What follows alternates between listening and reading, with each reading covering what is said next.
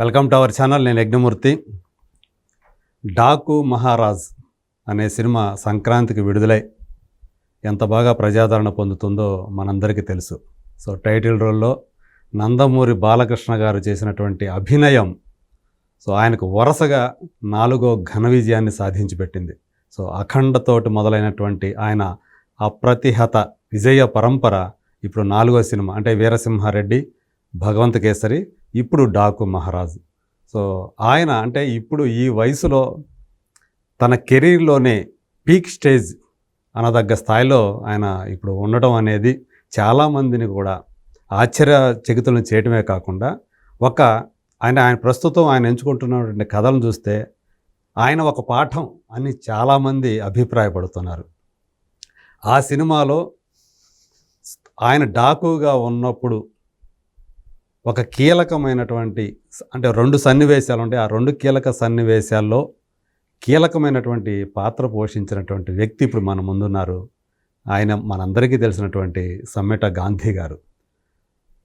డాకు మహారాజ్ ఆ సినిమా సాధించినటువంటి విజయం, ఆ అనుభూతులు, ఆ విజయానందాన్ని ఆయన ఎలా ఆస్వాదిస్తున్నారు, తనకు వచ్చినటువంటి ఆ ఫీడ్బ్యాక్ ఏంటి తన పాత్రకి, అలాగే నందమూరి బాలకృష్ణతో గారితోటి పనిచేసినటువంటి అనుభూతులు, అనుభవాలు, అలాగే డైరెక్టర్ బాబీ గురించినటువంటి ఆ జ్ఞాపకాలు ఆయన మనతో షేర్ చేసుకోవడానికి ఇప్పుడు మన ముందున్నారు. నమస్కారం గాంధీ గారు. నమస్తే.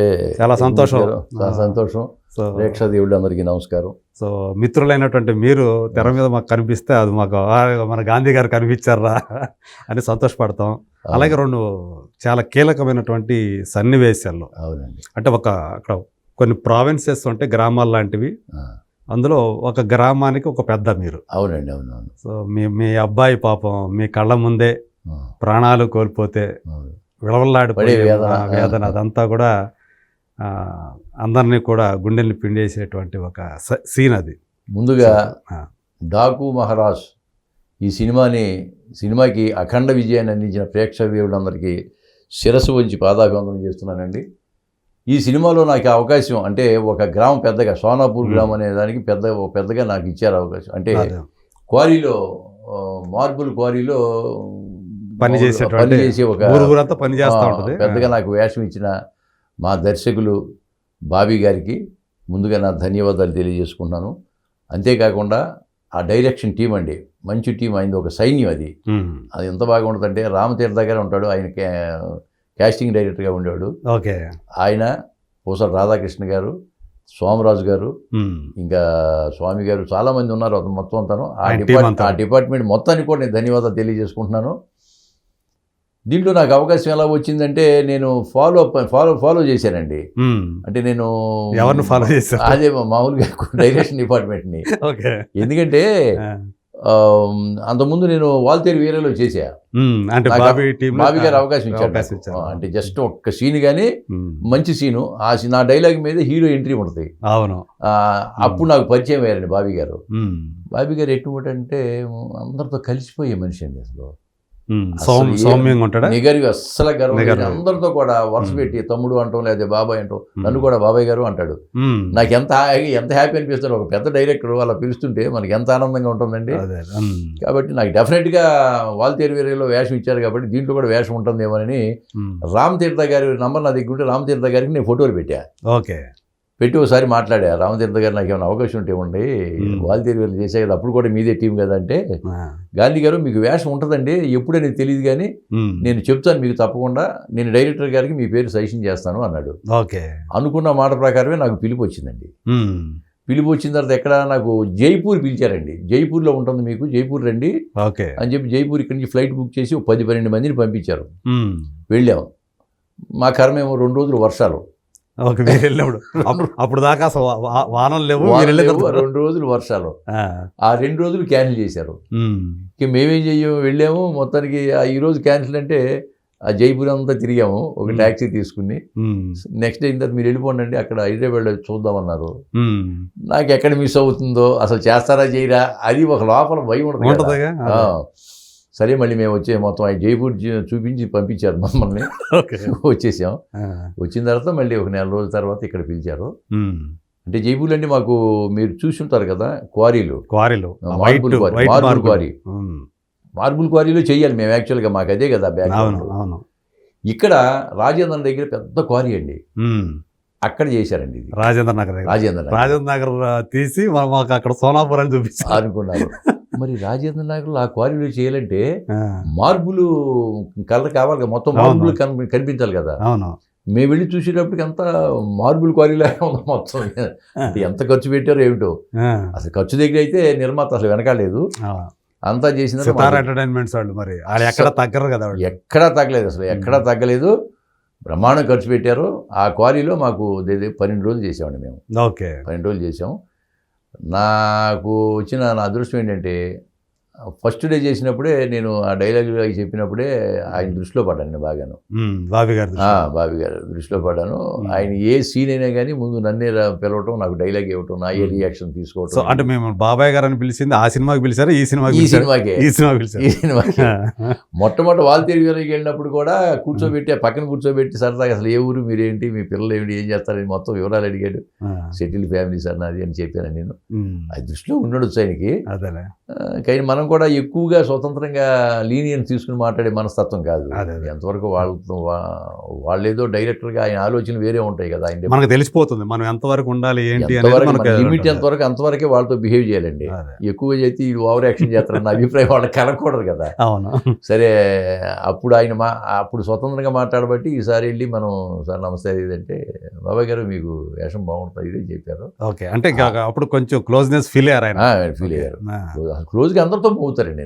ఒక్కడితో కాదు, ప్రతి వాళ్ళతో కూడా క్లోజ్గా మూవ్ అవుతూ అసలు గర్వం లేదండి మనిషిలో. అదే అస్సలు నెగర్వి నేను చూస్తున్నా. ఆయన ఏంటి, నేను వీని కూడా బోయపాటి సీన్ గారు కూడా అంతే. నేను వాడు బాలయ్యబాబు సినిమా చేసి అక్కడ కూడా చేసే కదా. ఈ డైరెక్టర్లు కొంతమంది వాళ్ళకి ఏం వాళ్ళ గర్వం ఉండదు. అలాగే నాకు ప్రతి సీన్లో కూడా నాకు ఇంపార్టెన్స్ ఇచ్చారు. అవి ఉంటాయా లేకపోతే ఎడిటింగ్లో పోతాయి అనేది ఒక భయం మళ్ళీ అయ్యేవరకు. సరే నేను అది రిలీజ్ అవటం, అది మంచి ఫస్ట్ డేనే బ్రహ్మాండమైన టాక్ వచ్చింది.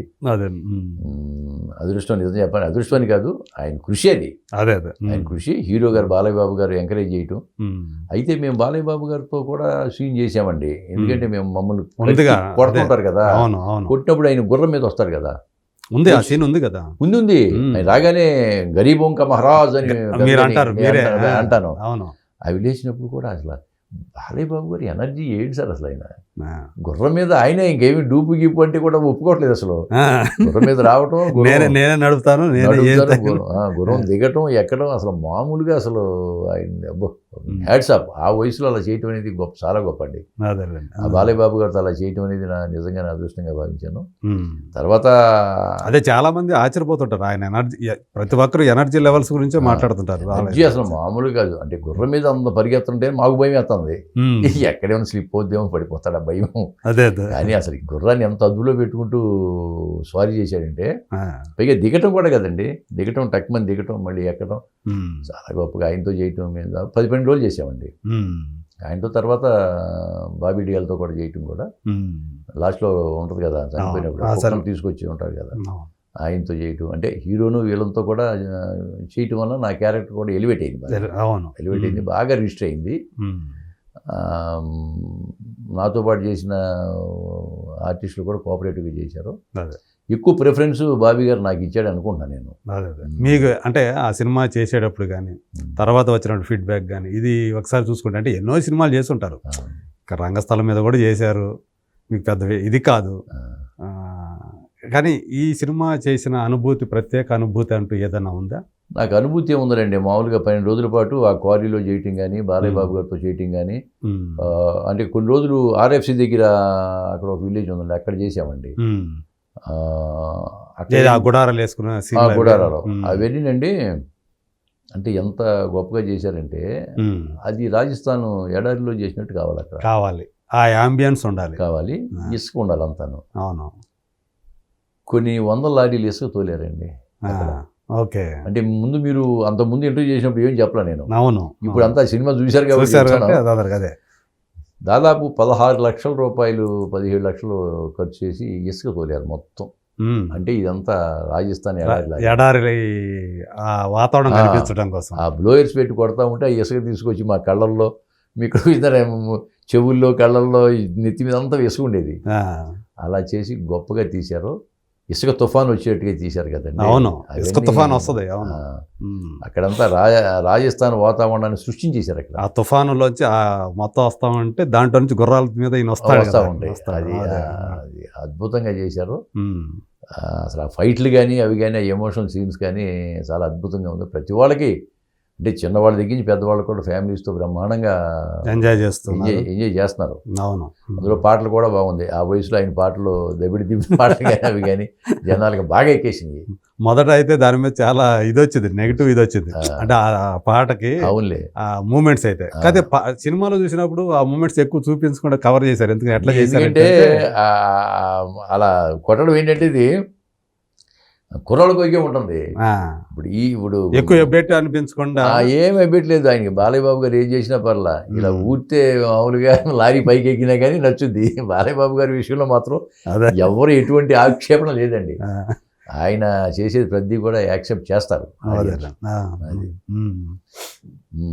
సో మొత్తానికి అలా ఈ సినిమా ఒక మంచి మీకు అంటే ఒక రకంగా అంటే బాలయ్య బాబు ఎనర్జీ గురించి మాట్లాడుకునేటప్పుడు ఆయన ఎనర్జీ చూసినప్పుడు మిగతా వాళ్ళందరికీ ఎట్లా ఉండేది? ఆయన చూస్తే మాకు ఇన్స్పిరేషన్ కదా. ఈ వయసులో ఆయన అట్లా చేస్తుంటే మిగతా మనం ఎందుకు చేయకూడదు అన్న ఒక ఇది ఉంటుంది, యాంగ్షస్ ఉంటుంది కదా. యాంగ్షస్ ఉంటుంది. ఆయన కూడా అందరితో సరదాగా కలిసిపోయే మనిషి. చక్కగా మాట్లాడతాండి ఆయన. సరే, మీరు రివ్యూర్ అవుతారు అనుకోండి. సినిమా చూశారు, కందుకూరులోనే అక్కడ చూశారు కదా. కందుకూరులో చూశాను. అదే కందుకూరులో చూసినప్పుడు ఆ జనాల మధ్య ఆయన చూసినప్పుడు మీకు ఏమనిపించింది? అది గొప్ప అనుభూతి అండి. నేను మామూలుగా ఏం చేశానంటే, నాకు ఆ రోజు వీడే మన వారసుడు అని ఒక సినిమా చేశాను, మెయిన్ క్యారెక్టర్. అది కందుకూరులో 12వ తారీఖున వాళ్ళు ఆడియో ఫంక్షన్ పెట్టారు. సరే నేను మార్నింగ్ వెళ్ళిపోయి అక్కడికి. మార్నింగ్ వెళ్ళిపోయిన తర్వాత లాడ్జ్లో స్నానం చేసి అసలు ఈ సినిమాలు ఎక్కడ ఉందండి చూద్దాం, ఈవినింగ్ కదా అది ప్రోగ్రాము అని చెప్పి నేను హాల్కి వెళ్ళాను. హాల్కి వెళ్తే అప్పుడు 9:30కి వెళ్ళాను. 9:30కి ఫస్ట్ హాఫ్ చూసి బయటకు వచ్చారు జనం. సరే నేను లోపలికి వెళ్ళగానే నాకు పాత సినిమాలు గుర్తొస్తాయి వాళ్ళకి. వకీల్ సాబు, రాజన్న అన్ని గుర్తు ఫోటో గిటోలు దిగారు. ఈ లోపల సెకండ్ హాఫ్ స్టార్ట్ అవుతుంది, లోపలికి వెళ్ళిపోయారు. నేను కనబడ్డాను దీంట్లో. ఎందుకంటే నేను ఫస్ట్ హాఫ్లో ఉన్న సెకండ్ హాఫ్ నాకే తెలియదు. అప్పటికి మీరేం కనపడలేదు సార్ అండి, అది సెకండ్ హాఫ్ కనపడతానని చెప్పాను. వెళ్ళి ఆ మేనేజర్ దగ్గరికి వెళ్ళి నేను దీంట్లో యాక్ట్ చేశాను అబ్బాయి, నాకు టికెట్ కావాలి నెక్స్ట్ దానికి. షో ఏంటంటే 11:30 ఉందండి అన్నాడు. టికెట్ కావాలి, టికెట్ ఇచ్చాడు. ఈ రూమ్కి వెళ్ళిపోయి కాసేపు ఉండి రెస్ట్ తీసుకుని మళ్ళీ వచ్చి 2 సార్లు వెళ్ళారు థియేటర్ 2 సార్లు వెళ్ళాను. దగ్గరే వాకబుల్ డిస్టెన్స్. వెళ్ళాను. వెళ్ళిన తర్వాత 11:30కి సినిమా వదిలేస్తారు కదా. అవును, వదిలేసేటప్పుడు అలా బయటకు వచ్చేటప్పుడు గుర్తుపడతారేమో అని నాకు ఆశ. ఆ గేట్ దగ్గర నిలబడ్డా అనమాట. ఇక వచ్చేవాళ్ళు వచ్చినట్టుగా చూస్తా ఉన్నారు, అర్థం కావట్లేదు. ఈ రాళ్ళగడ్డి ఈయనే కదా అంటే ఇక నాకు అసలు ఆ అనుభూతి అనేది అద్భుతం అండి నిజంగాను. సార్ మీరు దీంట్లో ఉన్నారు కదా, మీరు రాళ్ళు కొట్టేది మీకు చేయి దెబ్బ తగిలి మీకే కదా. అవునండి. ఈ ఫోటోలు విపరీతంగా ఫోటోలు. సినిమా స్టార్ట్ అవుతుంది, సినిమా చూడడానికి వచ్చానని నేను మొత్తాన్ని ఫోటోలు ఇవ్వబోతేనే ఊరుకోరు. ఫోటోలు దిగిన తర్వాత ఇక 11:30 అయింది. లోపలికి వెళ్ళానండి. లోపలికి వెళ్ళి సినిమా చూసిన తర్వాత నేను మొత్తం సెకండ్ హాఫ్, ఫస్ట్ హాఫ్ అంతా నాది లేదు కదా. సెకండ్ హాఫ్ నాది స్టార్ట్ అవడంతోనే మా సీన్లు మొదలైనవి. ఎందుకంటే ఒక రకమైన నేను చేసినందుకు గుర్తొస్తుంది కాబట్టి ఒక రకమైన అనుభూతి. మొత్తం నాతో పాటు కొంతమంది లోపలికి వచ్చిన వాళ్ళు, మీరు ఆర్టిస్ట్ కదండి, అదేంటే దీంట్లో చేశారండి, దీంట్లో చేశానయ్యా, ఉన్నాను సెకండ్ హాఫ్లో వస్తాను. సెకండ్ హాఫ్లో నేను అవగానే ఆ ముందు బెంచ్లో కూర్చుని వెనక తిరిగి చూసి, సార్ మీరే కదా అంటే వాళ్ళకు ఒక అనుభూతి కదా, ఒక ఆర్టిస్ట్తో చూస్తున్నామని వాళ్ళకి. అది చాలా హ్యాపీగా ఫీల్ అయ్యా నేను. బయటకు వచ్చిన తర్వాత కూడా విపరీతంగా ఫోటోలు అవి దిగారు. వేషం బాగుంది సార్ మీది, మంచి వేషం సార్, అది సింపతి వేషం అని చెప్పి అన్నారు. ఆ ఆనందాన్ని అక్కడ నేను కందుకూరులో పంచుకుని అదే ఆ సినిమా చూసిన ప్రేక్షకులతో జనంతో పంచుకొని వచ్చి. అంతేనండి. సినిమా చూసినప్పుడు ఏమనిపించింది మీకు? సినిమా చూసినప్పుడు సూపర్ హిట్ అనుకున్నాను. సినిమా ఫైట్లు బాగా ఉన్నాయి, ఫైట్లు ఎమోషనల్ బాగా ఉన్నాయి. అయినా కానీ అది కొత్త రకంగా ఫైట్లు చేయటం కానీ అవి కానీ చాలా. ఈయన వేషం కానీ బాలయ్య బాబు వేషం ఇంకా చెప్పేది ఏం లేదండి. బాలయ్య బాబు వేషం అసలు వెరైటీగా ఆయన వేషం కానీ, తర్వాత ఈ డాకుగా ఉన్నప్పుడు కానీ, లేదా సివిల్ ఇంజనీర్గా ఉన్నప్పుడు కూడా ఆయన వేషం అద్భుతంగా పోషించారు. బాలయ్య బాబు గారిని చెప్పేదే ఉంది ఇంకా. అదే ఆ వేషం ఏదైతే ఉందో ఆ, ఆ లుక్ డాకు లుక్ లో అవును, కరెక్ట్ గా సెట్ అయ్యారు కదా. బాగా సెట్ అయ్యారు, మామూలు లేదు. ఆయన మామూలుగా వచ్చి గుర్రం మీద వచ్చి ఆ ముసుగు తీసి చూడరు నాకు రా చూడు అనేటప్పుడు నేను పైకి లేచి గరీబొంక మహారాజ్ అనగానే జనాలు అవును పైకి లేస్తారు. ఆ, అప్పుడు ఆ ఫైట్ అదంతా మా కళ్ళారా చూసాం కాబట్టి అదే. తర్వాత ఏం జరుగుతుందో నాకు తెలిసిపోతా ఉండదు. మీకు తెలుసు. ఇంకా నేను మామూలుగా చంద్రిక కోడా తీసుకో, మీ అమ్మని అవును. చేశాడు కదా, వాడు అమ్మ గుర్తుకొచ్చేట్టు కొట్టి అంటాడు కదా ఈయన అవును అన్నప్పుడు ఈ అమ్మాయి కొడతా ఉంటే నేను కూడా మామూలుగా వెనక నుంచి చెబుతుంటాను. ఆ వాబీలో వాయిస్ కట్ చేశారు కానీ ఓకే కొట్టమ్మ కొడుకుని వాతలు తేలిట్టు కొట్టు, నెత్తురు కార్యాలు కొట్టు, అది శబాష్ బేటి అంటుంటా నేను. ఓకే అవి ఓబీలో వాయిస్ చెప్పాను, వాయిస్ కట్ చేశాను అనుకోండి. ఓకే ఓకే అది మంచి సీన్ అది మంచిది. అంతకంటే నాకు ఈ రాళ్ళు ఎత్తినప్పుడు తగులుద్ది కదా, మీ చేకి ఇది అవుతుంది. కొడుకు చచ్చిపోయింది, అది సింపతి సీన్ ఊరంతా కొంచెం అవును అదోడు బాగుందండి. నాకు చాలా ఆనందంగా ఉంది సార్, ఎందుకంటే ఈ సంక్రాంతికి బాలయ్య బాబు గారు లాంటి హీరో తర్వాత బాబీ గారి డైరెక్షన్లో ఆ సినిమా అంత అత్యద్భుతంగా ఆయనకి హిట్ అవటం, అదే. దాంట్లో రిజిస్టర్ అయ్యే క్యారెక్టర్ నేను చేయడం అనేది నా అదృష్టంగా భావిస్తున్నాను. ఆ అమ్మాయిది కూడా శ్రద్ధా శ్రీనాథ్ క్యారెక్టర్. అవునవును, అసలు అందరికి ఒక ఫస్ట్ ఈయన వాళ్ళ ఇంటికి వచ్చినప్పుడు అవునవును ఎస్టేట్కి వస్తాడు కదా పాప కోసం. అవునవును, ఒకవేళ పాపే ఈయన కూతురేమో అని అందరూ అనుకుంటూ ఉంటారు కదా. అవునవును, దానికి ఇచ్చిన ట్విస్టులు చివరిలో మొత్తం అంతా కూడా అరే ఈ అమ్మాయి పలానా అని తెలిసిన తర్వాత అందరూ కూడా ఒక చిన్న షాక్ గురవుతారు. అవునవును, అంటే తనకి సంబంధం ఎలాంటి సంబంధం ఉంది ఆ పాపతోటి, అవునవును, ఎందుకు అక్కడికి వచ్చాడు అనేది చాలా బాగా కథ కూడా బాగా ట్విస్టులు బాగున్నాయండి. ఆ అమ్మాయి శ్రద్ధా శ్రీనాథ్. అవును, ఆ కథ కూడా ఆ ట్విస్టులు చేసుకుంటూ కథ నడిపించారు కాబట్టి మధ్యలో ఫైట్లు అవన్నీ ఉండబట్టి సినిమా ఎక్కడో అసలు మాకు కొంత కథ తెలుసు కానీ ఇంత వివరంగా తెలియదు. మాది మా సీన్లు మాత్రం మాకు ఐడియా తెలుసు. అదే సో ఈ ట్విస్టులు చూసినప్పుడు కూడా మీకు అనిపించింది ఓహో ఇది విధంగా అంటే మీకు ముందే తెలుసు అనుకుంటా కదా. పాపను చూసినప్పుడు ఈ పాప ఎవరనేది తెలుసు. పాపను తెలీదు. చనిపోయినప్పుడు దహనం చేస్తారు కదా, మేమందరం ఉంటాము, ఈ పాప ఎవరైనా కూడా మాకు తెలియదు. అడిగితే డైరెక్షన్ ఇవ్వని అడగాలి, అడిగితే సో అక్కడ అడగడం వల్ల మనకు ఉపయోగం ఉంది, ఎందుకు అంటారు, ఎందుకు అనవసరంగా అనిపించుకోవటం. సరే లాస్ట్ ఎట్లా సినిమా చూస్తాం అప్పుడు చూద్దాంలే అనుకుంటాం అంతే. సో అటు మొత్తానికి అంటే బాబీ డియోల్ బాలయ్య వీళ్ళిద్దరి కాంబినేషన్ అంటే హీరో విలన్ కాంబినేషన్ అవునండి. మీకు ఎలా అనిపించింది? బాగుందండి. బాబీ డియోల్కి మంచి పేరు వచ్చింది కదా, ఇప్పుడు చాలా మంచి పేరు వచ్చింది. అతనికి హీరోగా కంటే కూడా విలన్గా ఎక్కువ విలన్గానే బాగా పేరు వచ్చింది. విలన్గా నిలదొక్కున్నాడు, బాగా నిలదొక్కున్నాడు. ఇప్పుడు ప్రతి వాళ్ళు అతన్నే బుక్ చేస్తా ఉన్నారు. అవును, కాబట్టి దానికి తగ్గట్టుగా అతను కూడా పెర్ఫార్మెన్స్ విలన్గా సరిపోయాడు. హీరో కంటే విలన్గానే బాగున్నాడు. కాబట్టి ఇప్పుడు కొంతకాలం పాటు తెలుగులో విలన్గా దున్నేస్తాడు అతను. అదే తెలుగులో తమిళ్లో మన కంగువాలో కూడా చేశాడుగా. అవును, సూర్య సినిమాలో మీరు చూసారో లేదో కానీ అందులో చాలా భీకరమైన చాలా క్రూరమైనటువంటి విలన్. సో అంటే యానిమల్లో ఎట్లా చేశాడు ఆ టైప్ లో ఇక్కడ కూడా అంత క్రూరమైనటువంటి యానిమల్ నుంచి అతను మంచి పేరు వచ్చింది. అవును. సో మొత్తానికి డాకు మహారాజ్ అనే సినిమాతోటి సో మీకు పర్సనల్గా ఏమన్నా ఇంకా కాస్త గుర్తింపు పెరిగింది అనుకుంటున్నారా? పెరుగుతుందండి. ఇప్పుడు ఒక సినిమా హిట్ అయిన తర్వాత ఆ గుర్తింపు ఎలా పెరిగింది, ఇంకా వేరే సినిమాలు వస్తాయి అనడానికి కనీసం 15 రోజులు పడుతుందండి. అదేనండి, మన కోసం అయితే సినిమా తయారు చేయరు కదా. నెక్స్ట్ సినిమా చేసినప్పుడు ఒక గ్రామ పెద్ద, ఒక గూడెం పెద్ద, ఒక రైతు అని అనుకోండి, సమిడి గాంధీ గారు చూడాలి అంటారు. అలా గుర్తుకొస్తామని నా అభిప్రాయం. అవును, డెఫినెట్గా. అవును. ఇప్పుడు పెద్ద డైరెక్టర్ల దృష్టిలో కూడా నేను పడ్డాను. బోయపాటి సీన్ గారు నాకు అఖండాలో ఇప్పుడు అఖండ 2లో నాకు డేట్లు ఇచ్చారండి 20వ తారీఖు నుంచి. Very good. 20వ తారీఖు నుంచి 30 వరకు 7 రోజులు డేట్లు ఇచ్చారు. నెక్స్ట్ మంత్ ఒక 4 రోజులు డేట్లు ఇచ్చారు. అది గ్రామ పెద్ద అని చెప్పి సమ్మెడ గాంధీ గ్రామ పెద్ద అని పంపించారు. సో పెద్ద క్యారెక్టర్లు అన్ని అలాగే ప్రభాస్ గారు ఫౌజీ తీస్తున్నారు కదా. అవును, అను రాఘవపూడి గారు నాకు కృష్ణగాడి వీరప్రేమ గాథలో చేశాగా. అవును, అప్పుడు నాకు బాగా పరిచయం అయిన. ఆ తర్వాత నేను ఆయన కలవడం కుదరలేదండి. దాంట్లో నాకు మంచి వేషం, నా వేషానికి మంచి పేరు వచ్చింది. అవును, కృష్ణగాడి వీరప్రేమ గాథ డెఫినెట్గా మంచి వేషం, మంచి పేరు వచ్చింది. సరే నేను నాకు ఒకసారి ఆఫీస్కి వెళ్ళాను నేను కావాలని ఆయన కలుద్దామని చెప్పి.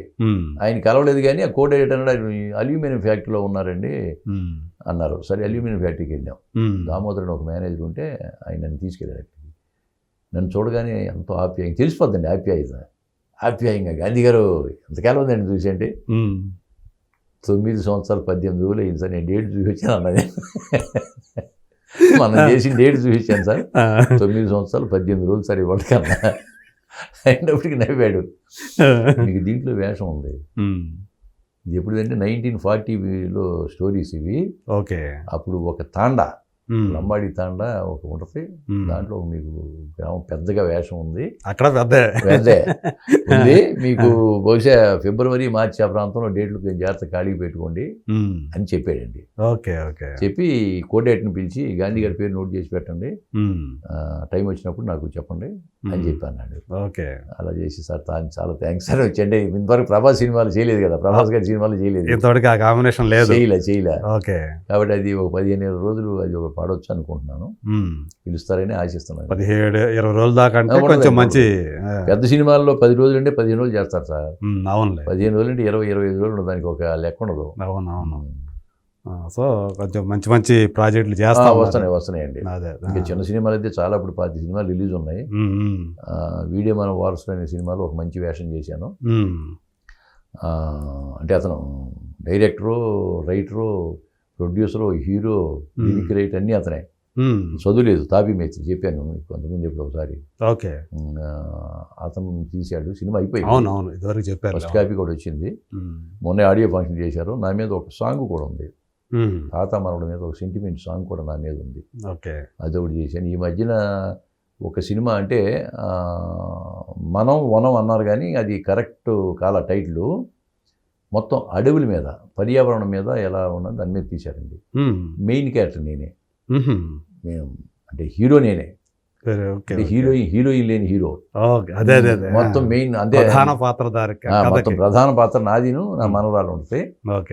దాని మీద మనం వనం అంటున్నారు. అది స్టేట్ గవర్నమెంట్ కూడా స్పాన్సర్ చేస్తుంది సంథింగ్, పర్యావరణం మీద అనమాట. పర్యావరణం మీద సెంట్రల్ గవర్నమెంట్కి, స్టేట్ గవర్నమెంట్కి వాళ్ళు అవార్డు కూడా పెట్టాలని అనుకుంటున్నారు. డెఫినెట్గా అవార్డు పెడితే చెప్పలేము, సినిమాకి అవార్డు వచ్చి నాకు కూడా అవార్డు అవ్వచ్చు, అంత మెయిన్ క్యారెక్టర్ బాగుంది. దాని మీద ఒక సాంగ్ కూడా ఉంది, వనం మీద ఒక సాంగ్ కూడా నా మీద తీశారు. ఓకే. అది ఒకటి చేసి జగిత్యాలో చేసి వచ్చా 15 రోజులు. ఇలాంటి సినిమాలు చేసినప్పుడు కొంచెం సాటిస్ఫాక్షన్ వస్తూ ఉంటుంది కదా చాలా. ఒక మీలో నటుడికి రాజు నరేంద్ర అని అతను డైరెక్టర్, ఇక్కడే ఈ శ్రీనగర్ కాలనీలో ఉంటాడు. బాగా చేశాడు, బాగా డైరెక్షన్ ఇచ్చాడు. అదొకటి మంచి వేషం అండి. ఇంకా వేరే సినిమా రిలీజ్కి ఏమండి ఇప్పుడు, రిలీజ్కి ఏమైనా ఉన్నాయా? హత్య 24న హత్య ఒకటి రిలీజ్ ఉందండి నెలలో. హత్య ఎవరిని హత్య చేస్తారు? అది అంటే వివేకానంద రెడ్డి గారి మీద తీశారు. అది ఓకే. ఎలక్షన్ బిఫోర్ చేయాలనేది, యాక్చువల్గా రిలీజ్ చేయాలని అనుకున్నారా? చేయాలని, అంటే ఆ హత్యకి వైసీపీ సంబంధం లేదన్నట్టుగా తీశారు వాళ్ళు. ఓకే. పేర్లు కూడా ఆల్మోస్ట్ సేమ్ నేమ్స్ పెట్టడం వల్ల సెన్సార్లో వాళ్ళు యాక్సెప్ట్ చేయలేదు. ఓకే. ఆ తర్వాత పేర్లన్నీ మార్చి మళ్ళీ డబ్బింగ్లో మళ్ళీ కరెక్షన్ చేసి మళ్ళీ ఇప్పుడు రిలీజింగ్ చేసి పెట్టారు. దాంట్లో కూడా ఒక ఇంపార్టెంట్ కానిస్టేబుల్ వేషం. అంత ఈ రాయలసీమ స్లాంగ్ అంతా మొత్తం. ఓకే. అంటే ఆ కథ అంతా మీకు తెలుసు అనమాట? నా కథ అంతా తెలుసు. ఆ ఎస్ఐ వెళ్తూ ఎస్ఐ ఎంక్వైరీకి వస్తుంది ఆ ఊరికి.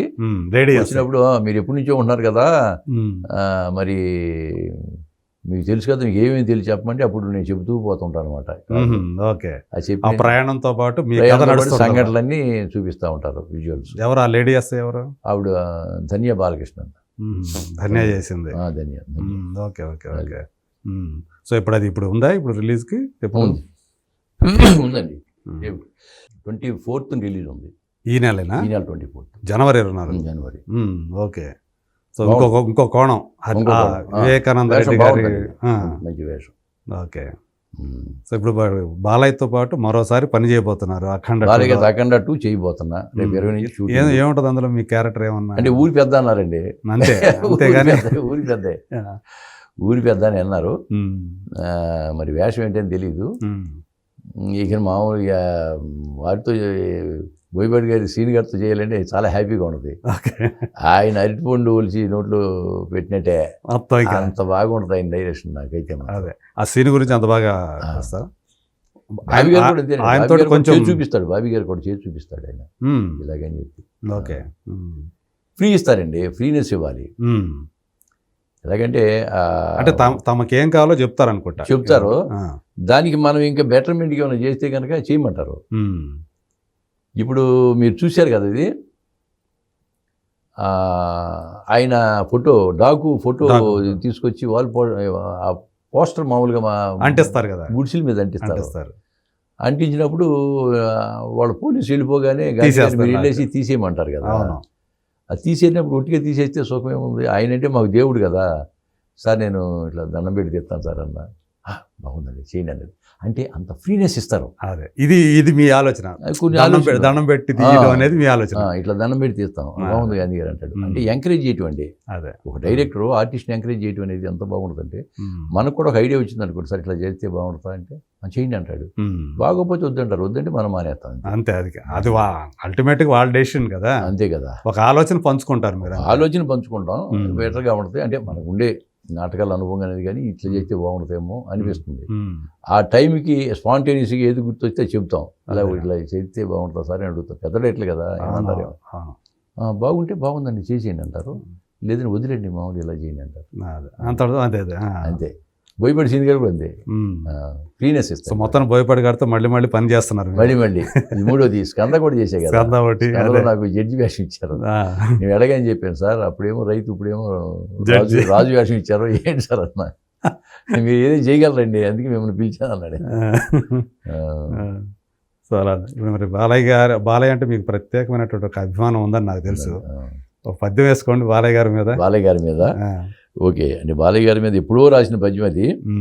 యాక్చువల్ అఖండాను ఇది వచ్చిన తర్వాత రాయితే బాగుండేది, కానీ ఇప్పుడు పాత ఒక పద్యం ఉంది ఆయన మీద అభిమానంగాను. అది ఎవరు రాసింది? అది డాక్టర్ మేఘట రామలింగ స్వామి గారండి. ఓకే.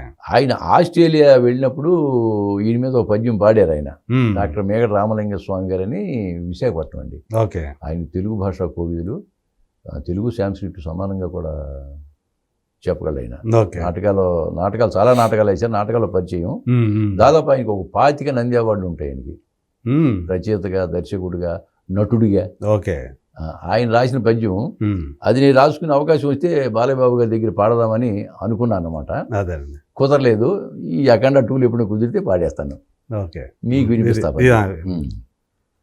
అంటే బాలయ్యబాబు గారి మీద నాకున్న అభిమానంతో ఆ పద్యం నేను రాసుకుని, డాక్టర్ మేఘట రామలింగ గారు ఆయన సౌజన్యంతో, డాక్టర్ మేఘట రామలింగ స్వామి గారు రాసిన పద్యం నేను సరదాగా పాడుకుంటున్నాను అప్పుడప్పుడు. అది బాలయ్యబాబు గారి మీద. భైరవ ద్వీపాన భవ్యమౌ నటనతో ప్రజలను దోచిన ప్రతిభ మీది, శ్రీకృష్ణ పాత్రలో చెలువంబు చూపించి తండ్రికి సములైన తనయులైరి, శ్రీరామ భూమిక చిత్రంబు చిత్రించి తండ్రి మెప్పును గొన్న తనయులైరి,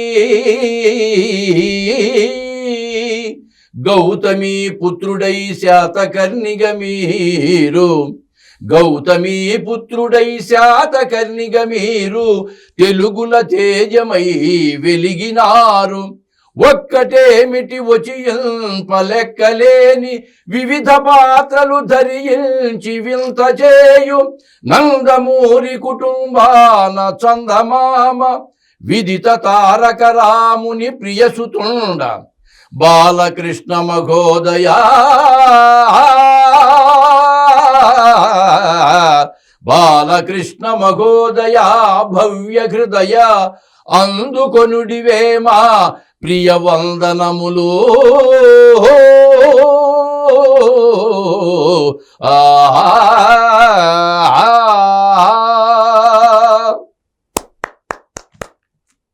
చాలా అంటే బాలయ్య బాబు గురించి ఆయన మేఘట రామలింగ స్వామి గారు అద్భుతంగా రాశారు, చాలా బాగా రాశారు. ఆయన పద్యాలు చాలా బాగా రాస్తారండి. ఆ పద్యం యొక్క ఆ హృదయాన్ని మీరు పట్టుకున్నారు, దాని ఆత్మను పట్టుకొని అంత బాగా మీరు అభిమానం. ఆయన అంటే ఆ, బాలయ్య బాబు గారు అన్నా ఎవరు ఏ హీరోనో మనకి అభిమానం. బాలయ్య బాబు గారు చిన్నపిల్లల మెంటాలిటీ అందరూ సరదాగా ఉండే మనిషి. అదే ఆయన దగ్గర మొన్న పాడదామంటే కుదరలా నాకు. అంటే వెళ్ళి ఒకసారి వినిపించాలని అనుకున్నారు మీరు ఇది. వింటాడు ఆయన, పద్యాలు బాగా ఇష్టం కదా. ఇష్టం కదా బాగా. నాకు మీ మీద పద్యం పాడతానండి వినండి మనం వెళ్ళి అడగడం బాగోదు కదా. ఎవరో పియ్యనో వాళ్ళని అడిగి ఒకసారి ఓకే అంటే పాడవచ్చు. అదే అదే లేదా డైరెక్టర్ గారు లేదా సక్సెస్ మీట్లో రమ్మని అనుకోండి, పాడమంటే ఓ పాట పాడవచ్చు, పద్యం పాడవచ్చు. అదే అవకాశం వచ్చినప్పుడు పాడదాంలే, ఏముంది, ఎప్పుడో వస్తుంది. అదే పోనీ మీ ఛానల్ ద్వారా పంపించండి ఆయనకి కనీసం. అదే సంతోషం అండి.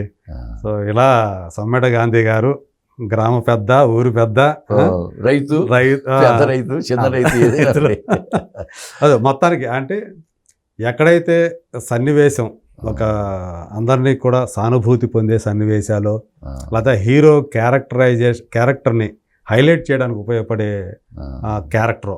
ఇప్పుడు ఇందులో డాకుమార్ మరి గరీబోంకా మహారాజ్ అని చెప్పేసి ఆయన గురించి పరిచయం చేసినట్టే కదా. అవునవును. సో పేదల పాలిట ప్రభు అని చెప్పేసి. సో ఇలాంటి పైగా ఏంటంటే మనకి ఈ గుర్తింపు వచ్చే క్యారెక్టర్, ఈ క్యారెక్టర్ వస్తున్నాయండి.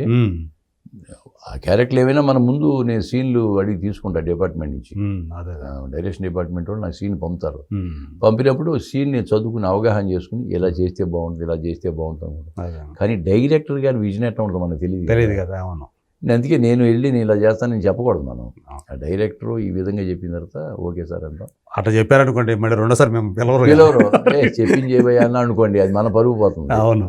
ఏమి లేదు, చేసేటప్పుడు సార్ ఈ విధంగా చేస్తే బాగుంటుంది అనుకుంటున్నాను సార్, పర్లేదా అని అడుగుతాం. అదే అదే రిక్వెస్ట్ సెపరేట్గా వెళ్ళి అది కూడా బాగుందండి చేయండి అంటే. ఆ విధంగా కూడా డైరెక్ట్లు ఎవరు అసలు అలా ఫీల్ గారండి, ప్రెస్టేజ్ ఫీల్ గారు. వాళ్ళకి ఎందుకంటే బాగా రావడం కావాలి. అదే ఎవరు ఏం చేసినా కానీ పేరు వచ్చేది డైరెక్టర్కే కదా. ఆ ఇంపాక్ట్ ఇంకా ఎన్హాన్స్ అవుతుందంటే అనుకుంటే వాళ్ళు ఓకే గో హెడ్ అంటారు అనుకుంటే. ఆ విధంగా ఏదైనా డాకు మహారాజు పెద్ద హిట్ అవ్వడం అనేది ఈ సంక్రాంతి సీజన్లో మాకు చాలా ఆనందంగా ఉంది. మాకు కూడా ఒక మైలేజ్ పెరిగింది అనుకుంటున్నాం. సరే నాకు ఛాన్సుల తర్వాత వస్తాయా రావో అది పక్క మంచి సినిమాలో. అదేంటి ఆ వెబ్ సిరీస్ ప్రధాన మీరు రెక్కిలో మీరే కదా అంత మొత్తం ప్రధాన పాత్రధారి. ఆయన క్లోజ్ చేసేది మీరే కదా. అవునవును. డైరెక్టర్ కృష్ణ గారు అంటాడు నువ్వే హీరో అన్నప్పుడు ఫోన్ చేసిన ఏంటి హీరో గారు చెప్పండి అంటుంటాడు. కాబట్టి అటువంటి పాత్రలు దొరకడం అదృష్టం అండి. అంటే అదృష్టం అంటే డైరెక్టర్స్ మనకి ఇవ్వటం మన అదృష్టం. ఇప్పుడు ఈ దీంట్లో వేషం ఇచ్చినా ఇప్పుడు రామ్ తీర్థ ఫోన్ చేసి చెప్పినా ఇప్పుడు డైరెక్టర్ గారు ఆయన పిలవండి అంటేనే కదా. అంతే కదా, ఫైనల్ డెసిషన్ ఆయనే కాబట్టి. ఫైనల్ డెసిషన్ ఏదైనా క్రెడిట్ డైరెక్టర్ గారికి అండి. అవును. కాబట్టి ఈ అవకాశం ఇచ్చిన మాకు ఈ డైరెక్టర్ గారికి, ఆ డిపార్ట్మెంట్కి, తోటి నటీనటులకు, సాంకేతిక నిపుణులకు, నిర్మాతలకి అందరూ కూడా రుణపడి ఉంటాం. అందులో ప్రేక్షక దేవుడు, ఇంత విజయాన్ని అందించిన ప్రేక్షక దేవుడికి నిజంగా శిరస్సు నుంచి పాదాభివందనం చేస్తున్నాను. Thank you sir, thank you Gandhi గారు. మీరు ఇలాగే మమ్మల్ని మంచి మంచి పాత్రలతోటి అలరింపజేయాలని, ఆనందింపజేయాలని మనస్ఫూర్తిగా కోరుకుంటూ థ్యాంక్ యూ. మీలాంటి ఛానల్స్ ఆశీస్సులు కూడా కావాలి, ఎందుకంటే ప్రచారం జనాలు తీసుకెళ్ళేది మీరు. సంతోషం. Thank you.